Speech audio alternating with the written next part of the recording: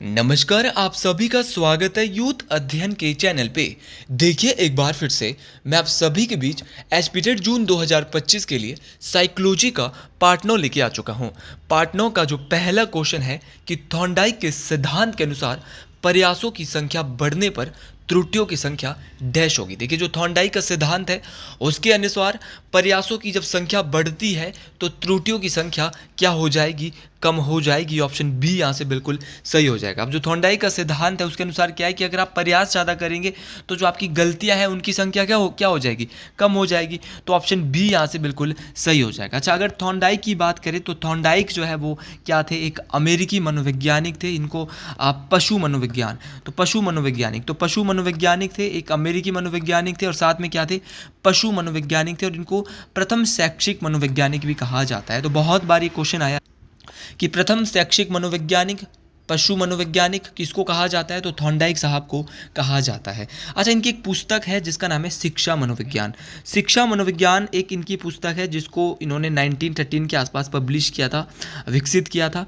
और शिक्षा मनोविज्ञान थॉर्नडाइक साहब की पुस्तक है और इसी पुस्तक में इन्होंने एक थ्योरी दी थी जिस थ्योरी का नाम है थॉर्नडाइक थ्योरी ऑफ लर्निंग। देखिए इसको प्रयत्न एवं भूल का सिद्धांत भी कहा जाता है। तो थॉर्नडाइक का जो सिद्धांत है इसके बहुत सारे नाम है। इसको प्रयत्न एवं भूल का सिद्धांत तो कहते हैं, ट्रायल एंड एरर थ्योरी तो इसको कहेंगे ही कहेंगे। तो प्रयत्न एवं भूल का सिद्धांत, लेकिन इसके अलावा और भी इसके बहुत सारे नाम है। प्रयत्न एवं भूल का सिद्धांत इसका नाम है।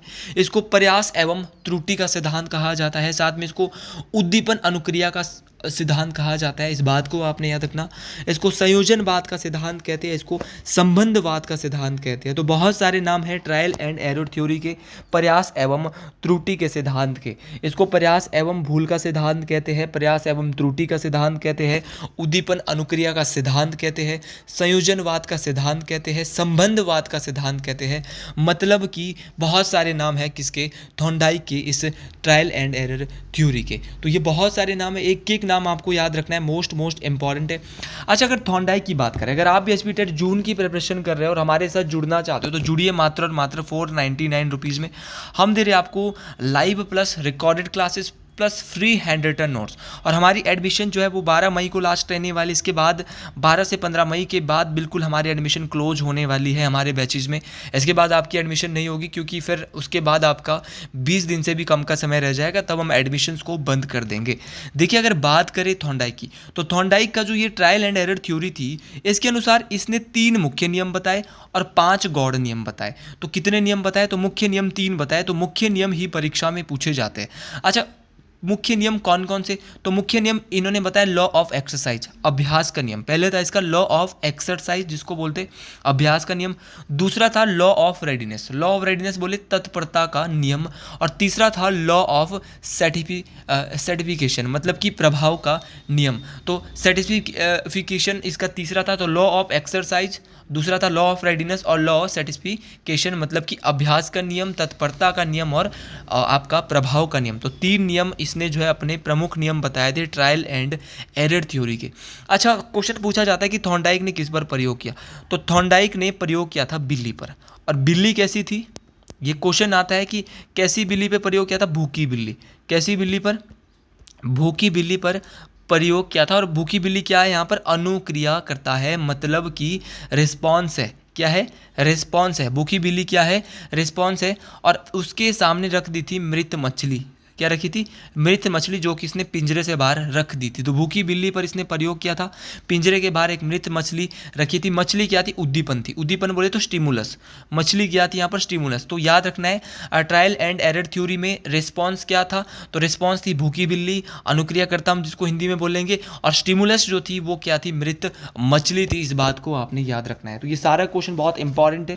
अगले क्वेश्चन की ओर बढ़ते हैं कि हार्वर्ड गार्डनर के बुद्धि के सिद्धांत को डैश नाम से जाना जाता है। मतलब कि पिछले वीडियो में भी कहीं ना कहीं इसको थोड़ा बहुत डिस्कस कर चुके हैं। मतलब बहुत बेहतरीन क्वेश्चन ये है।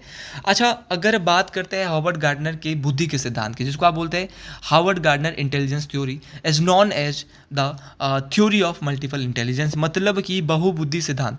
बहुबुद्धि का जो सिद्धांत है वो हार्वर्ड गार्डनर साहब के द्वारा दिया गया था। इस बात को आपने याद रखना। अब इस बुद्धि के अनुसार, इसके अनुसार जो गार्डनर साहब ने किया था कि इसके अनुसार हर इंसान में अलग अलग प्रकार की जो है वो बुद्धि होती है, इंटेलिजेंस होती है।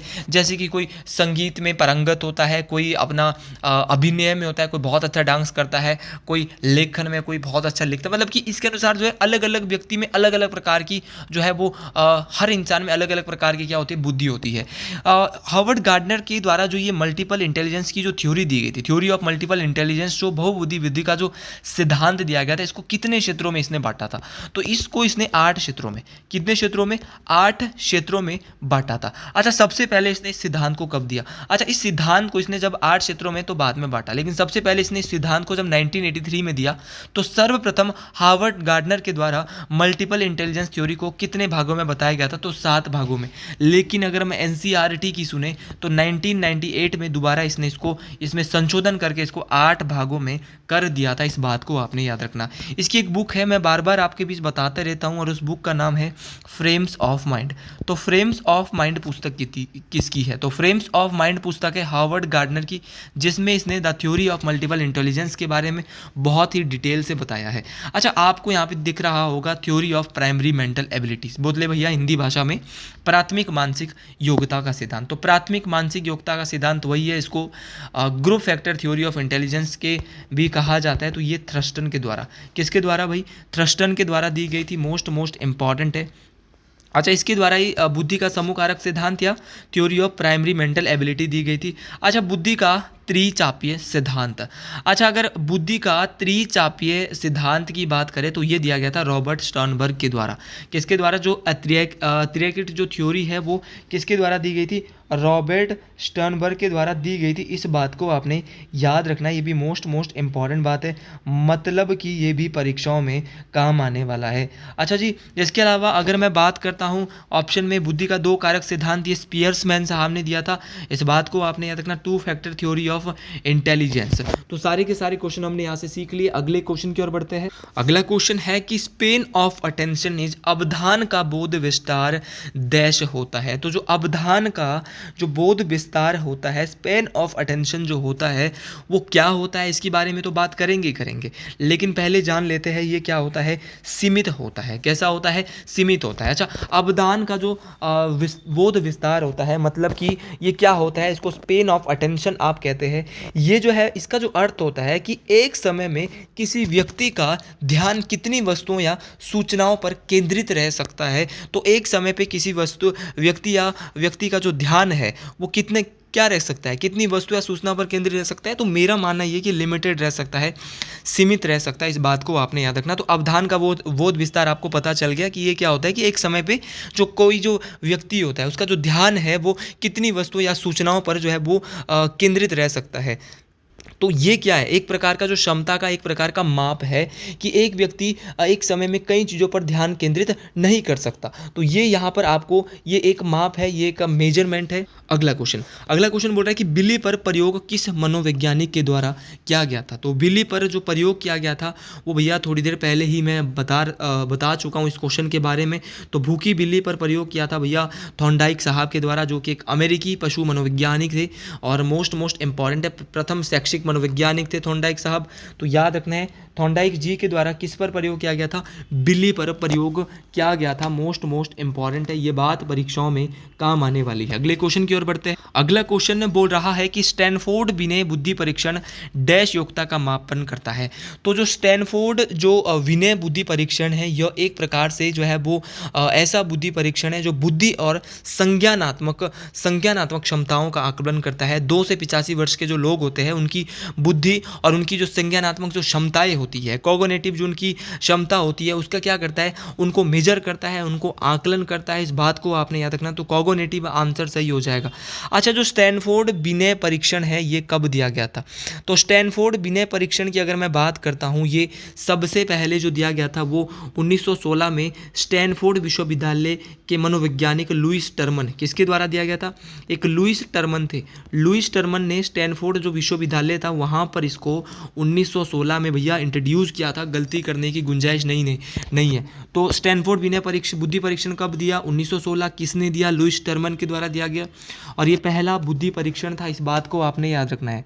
अच्छा, बहुत सारे क्वेश्चन यहाँ से बनते हैं, क्वेश्चन इतने सारे बनते हैं कि जितने ज़्यादा क्वेश्चन पढ़ोगे उतने ज़्यादा क्वेश्चन आपके माइंड में बैठेंगे, इसीलिए क्वेश्चन को ज़्यादा से ज़्यादा पढ़े, अच्छे से पढ़े। जितना ज़्यादा क्वेश्चन को अच्छे से पढ़ोगे उतने ज़्यादा क्वेश्चन आपके माइंड में बहुत अच्छे से बैठने वाले हैं। अच्छा जी, आगे बढ़ते हुए अगर मैं बात करता हूँ यहाँ पर विनय नाम दिया है। अच्छा, विनय के द्वारा क्या किया गया था? तो इसके द्वारा पहला बुद्धि परीक्षण, इसका एक दोस्त था साइमन, तो साइमन और विनय ने क्या किया था? फर्स्ट इंटेलिजेंस टेस्ट किया था 1904-5 के पास। तो पहला बुद्धि परीक्षण जो है वो विनय ने अपने सहयोगी साइमन के साथ मिलकर विनय साइमन बुद्धि परीक्षण विकसित किया था, जो कि 1904-5 के आसपास की बात है। तो विनय साइमन परीक्षण 1904-5 में विकसित किया गया था। अच्छा, बुद्धि लब्धि जो शब्द है उसका पहली बार कब प्रयोग किया गया था, जिसको आप इंटेलिजेंट क्वेश्चन कहते हैं? आईक्यू शब्द का पहली बार 1912 में प्रयोग किया गया था। किसने किया था? तो एक जर्मन मनोवैज्ञानिक विलियम स्टर्न के द्वारा सर्वप्रथम बार आईक्यू शब्द का उपयोग किया गया था। मोस्ट इंपॉर्टेंट है, जिसको आप बुद्धि लब्धि कहते हैं। और दूसरा बात आपको जो याद रखनी है, आईक्यू का जो फॉर्मूला कभी कभार टेट परीक्षा में पूछा जाता है, मेंटल एज बटे में क्रोनोलॉजिकल एज गुणा में 100 लगाएंगे, आंसर क्लियर हो जाएगा। मतलब कि दिक्कत लेने वाली कोई भी बात नहीं है। अगले क्वेश्चन की ओर बढ़ते हैं। अगला क्वेश्चन बोल रहा है कि भूख, प्यास और ऑक्सीजन डैश की अभिप्रेरक के प्रकार है।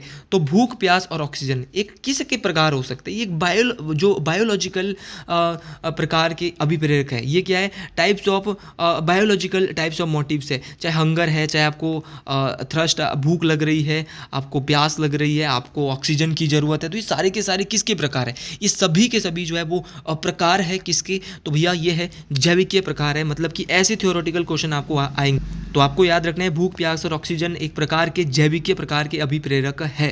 अगला क्वेश्चन बोला जा रहा है कि बाल्यकाल जीवन के किस काल को कहा जाता है? इसके बारे में हम बाल विकास की अवस्थाओं के बारे में पिछली वीडियो में भी पढ़ चुके हैं, लेकिन रिवीजन करने के लिए एक बार दोबारा हम इसको देखने वाले हैं। देखिए, बाल्यकाल की जो अगर अवस्था की बात करूं तो यहाँ पर जो वो बाल्यकाल का जो 6 से 12 वर्ष है वो यहाँ पर दिया ही नहीं है।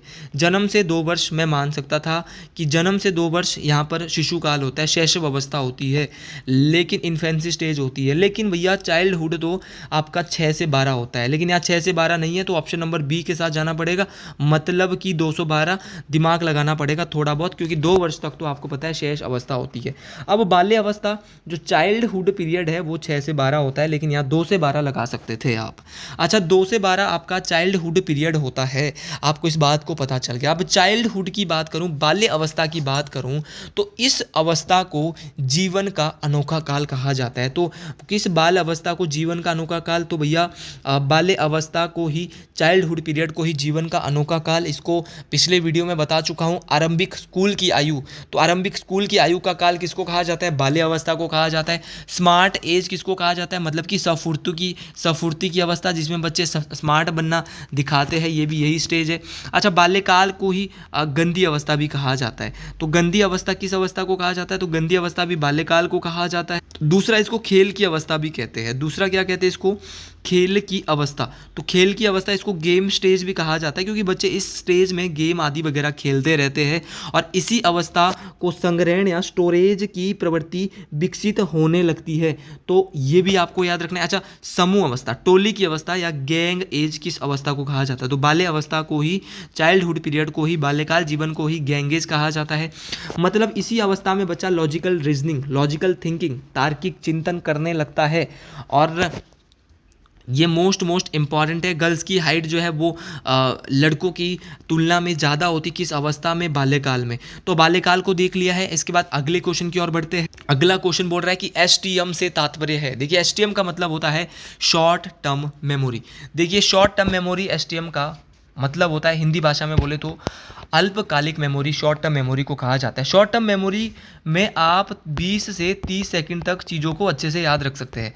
कितने बोले भैया? 20 से 30 सेकंड तक आप चीज़ों को अच्छे से याद रख सकते हैं। और अगर मैं LTM की बात करूं, किसकी बात करता हूं, LTM की बात करता हूं, तो LTM का मतलब क्या होता है, तो LTM अगले बार आ सकता है लॉन्ग टर्म मेमोरी होता है। लॉन्ग टर्म मेमोरी वो मेमोरी होती है जिसमें हम 30 सेकंड या बहुत सारे समय तक अपने माइंड में चीज़ों को याद रख सकते हैं, और ये काफ़ी समय तक चीज़ों को हम हमारे माइंड में याद रखते हैं। तो LTM और STM दोनों आपको याद रखने, दोनों के दोनों पूछे जा सकते हैं। इस बार इतना आसान क्वेश्चन ये शायद मुझे लग रहा है कि ये JBT का भी हो सकता है। JBT साइकोलॉजी का क्वेश्चन पेपर मैंने उठाया होगा, या फिर TGT आर्ट्स का। ऐसे कभी आसान क्वेश्चन साइकोलॉजी के, ऐसे नॉर्मल से क्वेश्चन भी कभी दे दिए जाते हैं, लेकिन बच्चे ऐसे क्वेश्चन को भी गलत करते हैं। तो मेरा एक मकसद थी 20 वीडियो आपके बीच डाली जाए और 20 वीडियो में मैक्सिमम क्वेश्चन को कवर किया जाए, ताकि आप साइकोलॉजी में 20 से 25 नंबर आराम से हर एक बच्चा मज़े मज़े में मार सके। क्योंकि GK मैं आराम से आपको 70 से 80 नंबर के बीच में ले जाने वाला हूँ। चाहे करंट अफेयर है, चाहे आपका हिमाचल GK है, चाहे आपका टोटल ऑल ओवर GK है, GK में आपको टेंशन लेनी नहीं है। आप खुद लोग जानते हैं, मैं ये नहीं बोलता कि आप 90 में से 90 नंबर लो, लेकिन मैं ये बोलता हूँ कि आप 70-80 ले सकते हो। मैं ये नहीं बोलता कि आप 90 में से 90 लोगे, नहीं ले सकते भाई। 10 नंबर किसी के भी पेपर में कट जाते हैं। तो 70 से 80 नंबर अगर आपके GK में मेरी वीडियो से आ रहे हैं और साइकोलॉजी में 20 से 25 नंबर आ रहे हैं, तो फिर दिक्कत लेने वाली कोई बात नहीं है। साइको और GK ही आपका टेट क्वालिफाई करवा देगी। अगला क्वेश्चन बोल रहा है कि जीन पियाजे ने संज्ञानात्मक विकास को डैश अवस्थाओं में बांटा। तो आप सभी लोग जानते हैं, मेरी पार्ट 2 या पार्ट 3 की वीडियो जो साइकोलॉजी की है 2025 की, उसमें मैं दोबारा एक बार संज्ञानात्मक विकास के बारे में बहुत डिटेल से बता चुका हूं।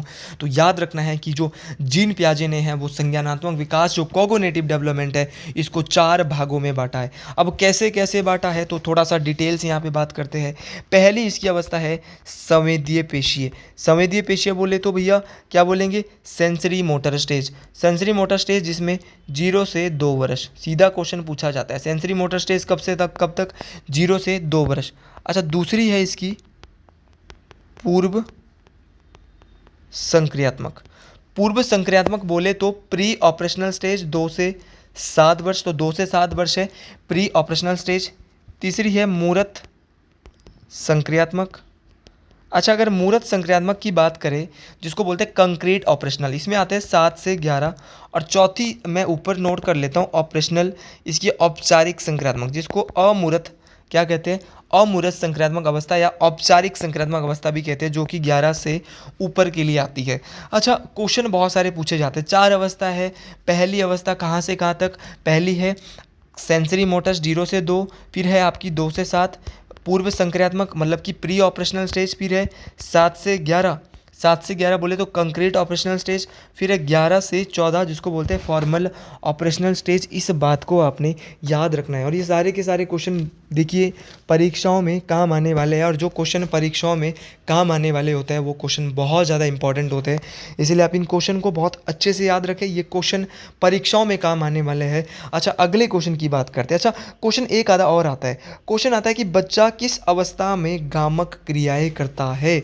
तो पियाजे की किस अवस्था में बच्चा गामक क्रियाएं करता है, मतलब कि गामक क्रियाएं होती है जैसे कि पकड़ना, खेलना, लिखना, ये सारी कैसी क्रियाएं हैं, ये सारी गामक क्रियाएं हैं।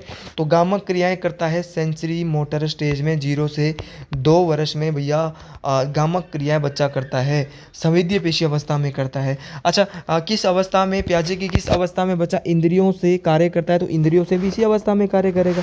जब छोटा होगा तो इंद्रियों से भी क्या करेगा, इसी अवस्था से कार्य करेगा। अच्छा, क्वेश्चन पूछने वाला क्वेश्चन पूछता है कि बालक की, पियाजे की ऐसी कौन सी अवस्था है जिसमें बालक प्रतीकों के माध्यम से सीखता है, तो वह है दूसरी अवस्था। इसमें बालक सिंबल्स के माध्यम से, प्रतीकों के माध्यम से सीखना शुरू कर देता है। यह है आपकी प्री ऑपरेशनल स्टेज। और ऑब्जेक्ट परमानेंस, वस्तु स्थायित्व, बहुत बार बोल चुका हूँ, वस्तु स्थायित्व का भाव पियाजे की किस अवस्था में आता है, तो ये इस पियाजे की संज्ञानात्मक विकास की अवस्था में ही आता है। इस बात को आपने याद रखना है। जितना ज़्यादा क्वेश्चन को पढ़ोगे उतना ज़्यादा आपके माइंड में बैठेंगे, और जब माइंड में बैठेंगे तो दिक्कत लेने वाली कोई बात बिल्कुल भी नहीं है। अगला क्वेश्चन बोल रहा है कि जी और एस कारक का वर्णन किस मनोवैज्ञानिक ने किया है। देखिए, जो जी और एस कारक का जो वर्णन है, मैं पहले भी आपको बता चुका हूँ, two factor theory of intelligence. बुद्धि का द्विकारक सिद्धांत में, बुद्धि का जो द्विकारक सिद्धांत है वहाँ पर भैया इसके बारे में बहुत डिटेल से बताया गया है कि बुद्धि के भैया कितने कारक है। बुद्धि के जो है वो दो कारक है, एक कारक तो है एस कारक, दूसरा है आपका जी कारक। अच्छा, दोनों के मतलब भी मैं बता दूंगा। किसने बोला है? स्पियर्समैन साहब ने जो है बुद्धि के दो कारकों के बारे में बताया है। इन्होंने बताया कि बुद्धि दो संरचनाओं का मूल है जिसके दो कारक होते हैं। जी कारक जो इसने बताया है वो एक सामान्य कारक बोला है। इसने बोला है कि बुद्धि संरचना में एक सामान्य कारक होता है, एक विशिष्ट कारक होता है। जी कारक को इसने सामान्य बोला है, जबकि विशिष्ट कारक से एस को क्या बोला है? विशिष्ट कारक। तो ये दोनों क्वेश्चन परीक्षा में पूछे जा सकते हैं कि विशिष्ट कारक एस को बोला है और सामान्य कारक किसको बोला है?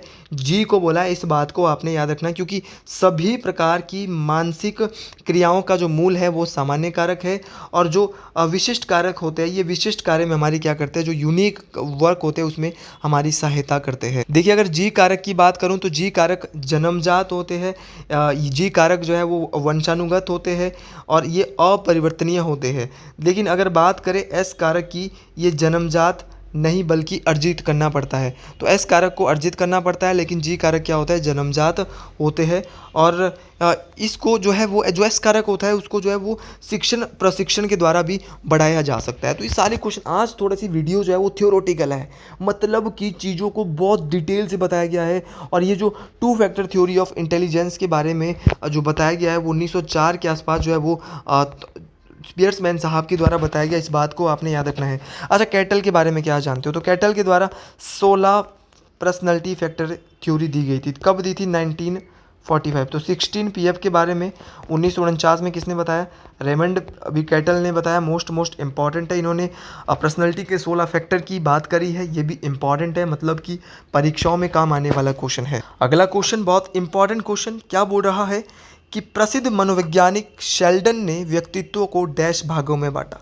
देखिए, शेल्डन की बात करें तो इसने व्यक्तित्व को 3 भागों में बांटा। मतलब आपने क्वेश्चन आज तक सुना नहीं होगा। अब वो 3 भाग कौन कौन से थे? तो ये बड़े ही अटीब से नाम है इसके। एक है विसरे, क्या बोलेंगे? विसरोटोनिक। विसरोटोनिक क्या बोलेंगे? विसरोटोनिक। दूसरा है सोमेटोटोनिक। सोमेटोटोनिक। तो व्यक्तित्व को जो शेल्डन है इसने पर्सनालिटी को जो क्लासिफाइड किया था वो विसेरोटोनिक, क्या बोलेंगे? ऐसी सुन ले आप, विसेरोटोनिक। आपका दूसरा है सोमेरोटोनिक और सेरोब्राटोटोनिक। तो 3 नामों में 3 व्यक्तित्वों के भाग को 3 प्रकारों में इसने विभाजित किया: विसेरोटोनिक, सोमेटोटोनिक और सेरेब्रोटोनिक। अच्छा, विसेरोटोनिक होता है एक ऐसे व्यक्ति होते हैं जो मिलानसार होते हैं, मतलब कि जो आनंद लेने वाले व्यक्ति होते हैं, सहज होते हैं। अच्छा, तो दूसरा मैंने बोला आपको सोमेटोटोनिक, ये ऐसे व्यक्ति होते हैं जो मुखर होते हैं और साहसी होते हैं, सक्रिय होते हैं। और तीसरा था जो सेबेरोटोनिक, ये कैसे होते हैं? ये तनावग्रस्त, अंतर्मुखी और बौद्धिक होते हैं, मतलब कि अध्ययनशील होते हैं, समाज से दूर रहना पसंद करते हैं। तो 3 प्रकार के व्यक्तित्वों को इसने बताया था शेल्डन ने। अगला क्वेश्चन है कि एक व्यक्ति की औसत बुद्धि लब्धि जो होती है वो 90 से 110 होती है, और अगर श्रेष्ठ बुद्धि या प्रतिभाशाली बुद्धि की बात करें तो वो 140 से ज़्यादा होती है।